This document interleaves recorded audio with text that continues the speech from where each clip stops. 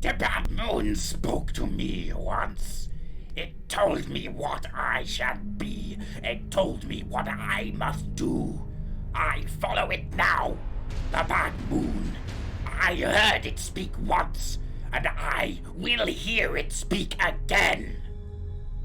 No matter how high defenses may be raised, or how cunningly illusions may be wrought, no matter how well braced the gates, how well guarded the paths, or how magnificent the monuments raised, always the tribes of destruction will find a way to tear it all down again. And Ayada, the Sylvaneth's time was drawing short. Everything changed for the Sylvaneth when the curse of the bad moon fell upon them.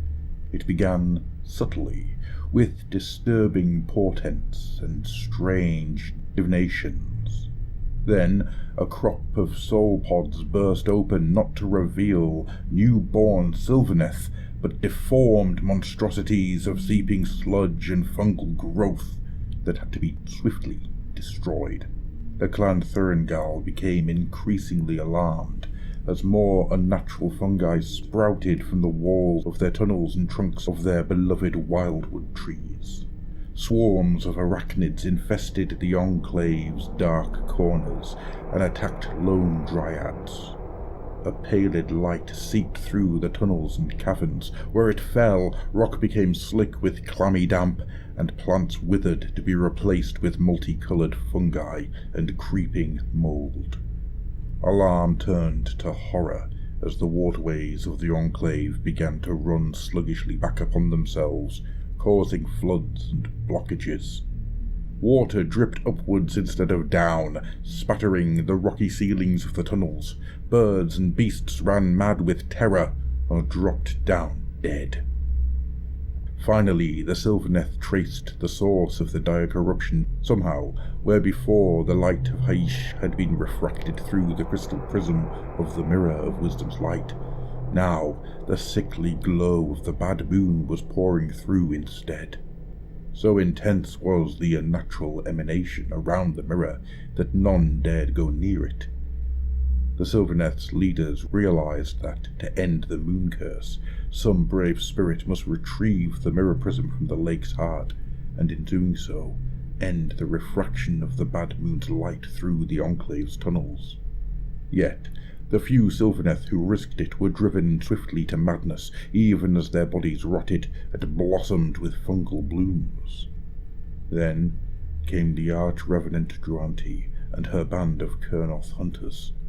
Those wandering free spirits had learned of the Enclave's plight and came bearing a dire warning.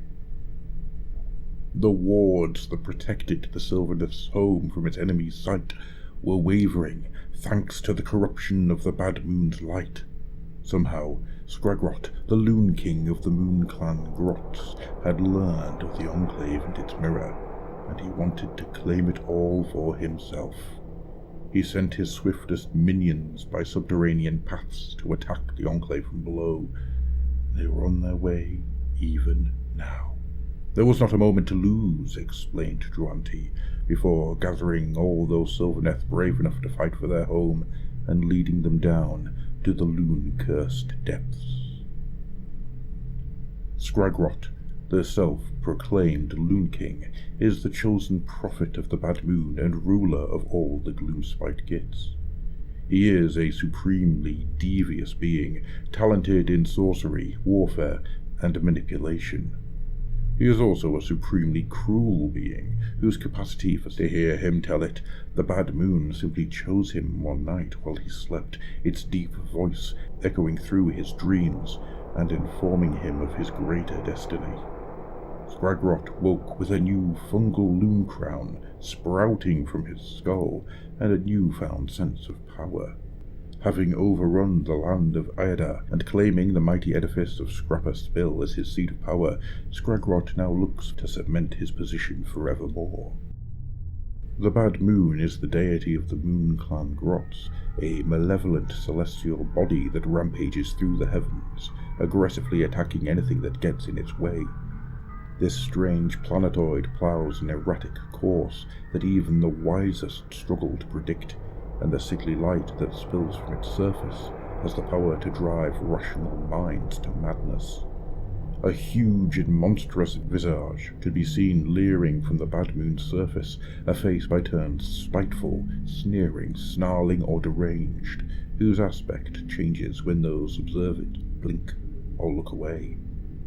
A smaller secondary moon orbits the bad moon in wild ellipses, little more than a ragged asteroid that the bad moon uses to bludgeon smaller celestial bodies from its path. The madcap shamans claim that the moon and its smaller companion are the heads of Gork and Mork, the gods that make up Gorkamorka, or else that the bad moon is an ancient warlord and the asteroid his huge pet squig. Whatever the truth of the bad moon's nature and origins, its destructive tendencies are beyond debate. Wherever it slides through the skies, the bad moon blocks out the light of Haish and replaces it with a nauseous twilight in which everything becomes clammy and bug-infested, and noxious fungi sprouts in profusion. At the same time, the bad moon spits out mouthfuls of its huge loonstone fangs. These rain down upon the mortal realms like meteors, impacting with ferocious force and leaving devastation in the moon's wake. So does Gorkamorka sink his fangs into the realms, and the Moon Clan grots worship him for his wanton violence and cruelty.